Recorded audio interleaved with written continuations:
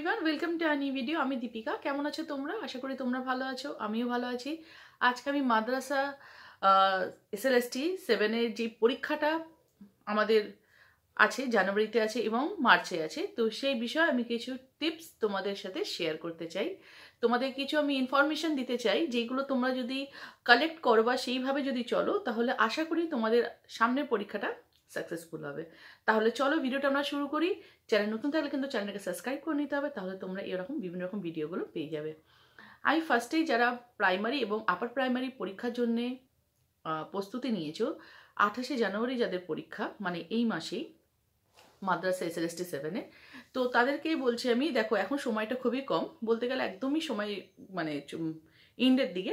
তো এখন তোমরা এক্সট্রা কিছু বুক ফাইন্ড না করে যতটুকু যাই আছে তোমাদের নলেজে, তোমাদের হাতের কাছে, সেটাকেই ভালো করে পড়ো, ঠিক আছে? তোমরা মাদ্রাসা কমিশনের সাইডে গিয়ে, তোমরা তো আশা করি তোমাদের প্রাথমিক পরীক্ষা হোক বা আপার প্রাইমারি পরীক্ষা হোক, তোমরা তোমাদের সিলেবাসটা দেখে নিয়েছো, তো সেই সিলেবাস দেখে নিয়ে সেই অনুসারেই কিন্তু তোমরা পড়াটা করো। আশা করি তোমরা কিন্তু ওখান থেকেই কমন পাবে, আর এক্সট্রা কিছু পড়তে যেও না। আর যতটা পারবে তোমরা একটুখানি যদি নেট সার্চ করে লাস্ট ইয়ারে কেমন কোয়েশ্চেন, মানে লাস্ট প্রিভিয়াস ইয়ারে কি কোয়েশ্চেন হয়েছিল না হয়েছিল, সেগুলো একটু যদি দেখে নিলে একটু তোমাদের কি নলেজটা থাকবে, কনফিডেন্সটাও বাড়বে, ঠিক আছে? দেখো, এতে ঘাবড়াবার কিছু নেই।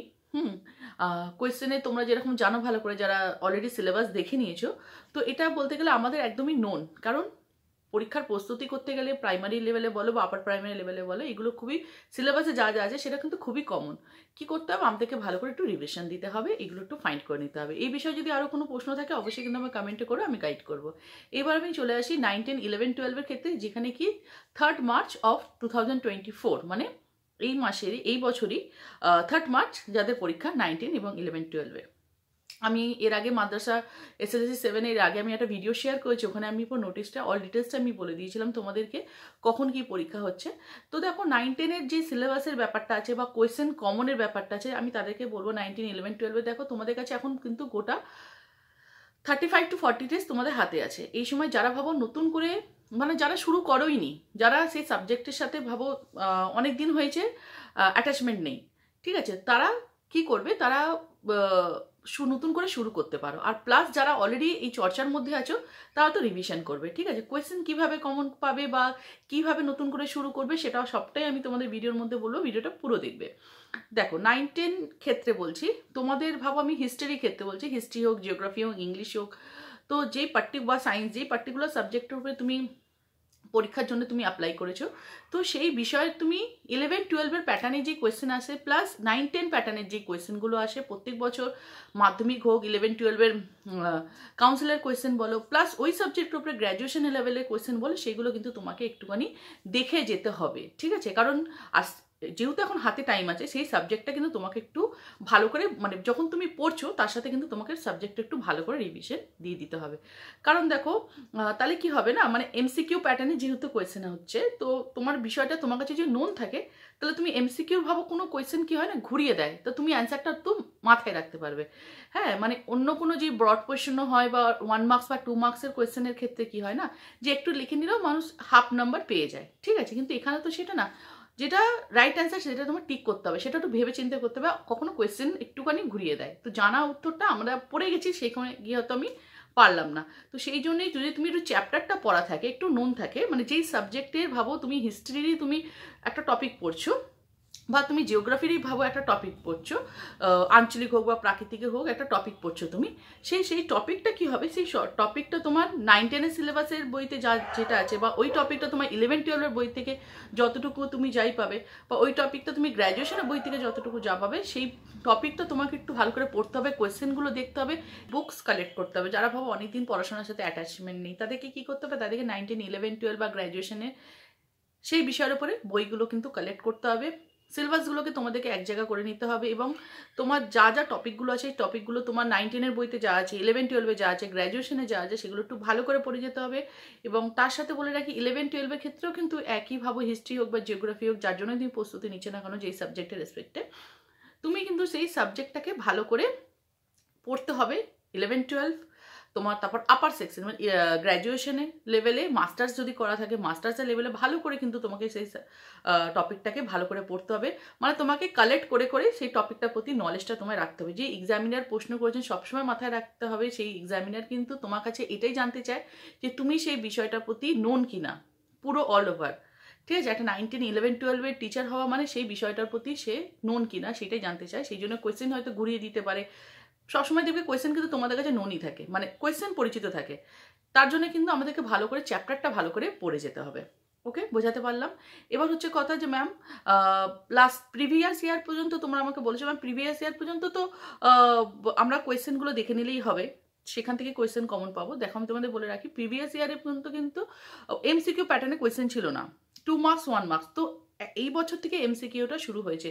তো প্রিভিয়াস ইয়ারের কোয়েশ্চেন আমরা দেখতে পারি, এটা নলেজ হতে পারে যে কোন কোন ভূগোলের ক্ষেত্রে বলছি যে কোন কোন অধ্যায় থেকে ভূগোলের বা কোন কোন টপিক থেকে তোমাদের প্রশ্ন আসতে পারে, এগুলো একটু নলেজের জন্য তুমি দেখতে পারো।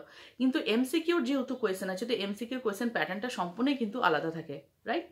তো সেই জন্য কী করতে হবে, তোমাদের কিন্তু এনসিইআরটির বুকগুলো কিন্তু দেখতে হবে। এনসিইআরটির যে এমসিকিউ যে কোয়েশ্চেনগুলো থাকে সেইগুলো তোমাদেরকে দেখতে হবে, মানে 9, 10, 11, 12 গ্র্যাজুয়েশনের ক্ষেত্রে। প্লাস তোমাদের কি করতে হবে, তোমাদের আইসিএসসি সিবিএসসির যে বোর্ড এক্সাম, মানে কাউন্সিলের যে 12-এর এক্সাম বা বোর্ডের এক্সাম বা গ্র্যাজুয়েশনের যে পরীক্ষাগুলো হয় সেখানকার যে কোয়েশ্চেন এমসিকিউ কোয়েশ্চেন প্যাটার্নগুলো থাকে সেগুলো দেখতে হবে। কারণ এরকম সার্ভে করে দেখা গেছে যে এক্সামিনাররা যে কোয়েশ্চেন সেট করেন তারা কিন্তু বিভিন্ন রকম যে স্ট্যান্ডার্ড যে কোয়েশ্চেনগুলো থাকে, ভাবো 11, 12-এরই যারা পরীক্ষার জন্য বলছো তাদের ক্ষেত্রে বলছি যে স্ট্যান্ডার্ড যে কোয়েশ্চেনগুলো থাকে না, সেই কোয়েশ্চেনগুলোই কিন্তু ওনারা সেখান থেকে কিন্তু বাছাই করে দেন। তো সেই হিসাবেই বলছি তোমাদের এনসিইআরটির বুকগুলো দেখতে হবে, তার ব্যাক কোয়েশ্চেনগুলো দেখতে হবে, এমসিকিউ কোয়েশ্চেনগুলো দেখতে হবে। তারপর তোমাদের কাউন্সিলের যে পরীক্ষাগুলো হয় 9, 10, 11, 12-এর পরীক্ষা, তারপর গ্র্যাজুয়েশনের পরীক্ষার যেই তোমার সাবজেক্টের উপরে যে পরীক্ষা হচ্ছে সেই সাবজেক্টের কোয়েশ্চেনগুলোকে তোমাকে মানে সার্চ করে নিজের কাছে রাখতে হবে, এবং তার যে এমসিকিউ প্যাটার্নগুলো আছে সেগুলো কিন্তু দেখতে হবে। সেখান থেকেই কিন্তু অলমোস্ট দেখা গেছে যে এমসিকিউগুলো কমন পাওয়া যায়। আমি 11, 12-এ যারা ভাবো এই বছর মাধ্যমিক, যারা এই বছর ভাবো উচ্চ মাধ্যমিক পরীক্ষা দিচ্ছ বা মাধ্যমিক পরীক্ষা দিচ্ছ, তাদের একটু কোয়েশ্চেনগুলো দেখে নিতে হবে যে তাদের কেমন কোয়েশ্চেন এসছে, সেইগুলো একটু তোমাদের হেল্প হয়ে যাবে। তো আশা করি তোমাদেরকে আমি বোঝাতে পারলাম। এবার তোমরা বলবে ম্যাম যে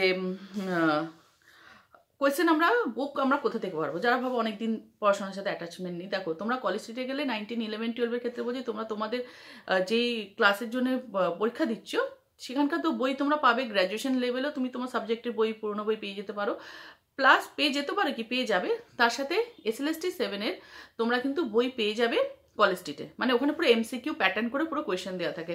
ওই বই পড়লেও কিন্তু তোমার এনাফ, তোমার যথেষ্ট এনাফ, তুমি কোয়েশ্চেন কমন পেতে পারো। তারপরে তোমাকে বললামই একটু নিজেদের নলেজের জন্য তোমাকে কিন্তু ওখানে তো এমসিকিউ থাকবে, একটু নিজের নলেজের জন্য টেক্সট বুকগুলো একটু দেখে যেতে হবে, রাইট?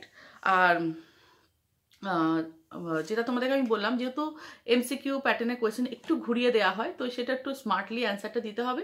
তার জন্য বইয়ের টেক্সটের সাথে তুমি যদি নোন থাকো, টেক্সট যদি তোমার পড়া থাকে, তোমার মোটামুটি যদি অ্যান্সারটা জানা থাকে, মানে টেক্সট যদি একটা টপিক যদি পড়া থাকে, ঠিক আছে, তার সাথে যদি একটা কোয়েশ্চেনটা ঘুরিয়ে দেয় তুমি অ্যান্সারটা দেখবে ফাইন্ড করতে পারবে, অ্যান্সারটা তুমি বুঝতে পারবে। আর সময়টা খুবই কম, তার জন্য কিন্তু কি করতে হবে, মিনিমাম নিজেকে সময় দিতে হবে। অনেকেই বিভিন্ন রকম কাজের সাথে যুক্ত আছো, আমি জানি ভালো করে, চাকরির সাথে যুক্ত আছো, তার থেকেও সময় বের করে কিন্তু 3 থেকে 4 ঘন্টা নিজের পড়াশোনার প্রতি দিতে হবে। কারণ তোমাদের যথেষ্ট টাইম পেয়েছো যারা 9, 10, 11, 12-এর জন্য পরীক্ষার প্রস্তুতি নিচ্ছ, এবং তার সাথে কিন্তু এমসিকিউটাকে মানে তোমাদের যেরকম বলা হচ্ছে যতগুলো এমসিকিউ দেবে তার কিন্তু সঠিক অ্যান্সারটা দিতে হবে। মানে ভুল করে কিন্তু সব অ্যান্সারই দিয়ে, মানে আমি সবটাই অ্যান্সার দিয়ে আসলাম, আনজাদে অ্যান্সার দিয়ে আসলাম, সেটা করলে কিন্তু হবে না। কারণ নেগেটিভ মার্কিং কিন্তু থাকবে, সেই বুঝে তুমি যেটার উপর তোমার কনফিডেন্স সেই অ্যান্সারটাই দিতে হবে। তার জন্য কিন্তু নিজেকে খুব ভালো করে প্রস্তুতি করে নিয়ে যেতে হবে। এটাই আমি আমার ভিডিওর মধ্যে রাখবো। এই ভিডিওর মধ্যে বলো ভিডিওর কেমন লেগেছে অবশ্যই কিন্তু আমাকে এটা জানিও। আর কমেন্টসে যদি তোমাদের এই বিষয়ে যদি আরও কোনো প্রশ্ন থাকে আমাকে জানিও। SLST 7, 9, 10, 11, 12-এর যারা পরীক্ষার জন্য প্রস্তুতি নিচ্ছে তাদের জন্য কিন্তু আমি আরও টিপস নিয়ে আসবো। আমি আমার নিজে এক্সপিরিয়েন্স তোমাদের সাথে শেয়ার করলাম, আমি আরও টিপস নিয়ে তোমাদের কাছে আসবো। এবং আমি যেমনটা কি তোমাদের বলেছিলাম, প্রত্যেকটা সাবজেক্ট ওয়াইজ আমি একটা প্যাটার্ন রেডি করে আমি এমসিকিউটা তোমাদেরকে আমি ভিডিওর মধ্যে শেয়ার করে দেবো। তাহলে চ্যানেল নতুন থাকলে কিন্তু চ্যানেলটাকে সাবস্ক্রাইব করে নিতে হবে এবং ভিডিওটা পছন্দ হলে একটা লাইক করে নিতে হবে। দেখা হচ্ছে আমাদের পরের ভিডিওতে। সকলে সুস্থ থেকো, ভালো থেকো, বাই।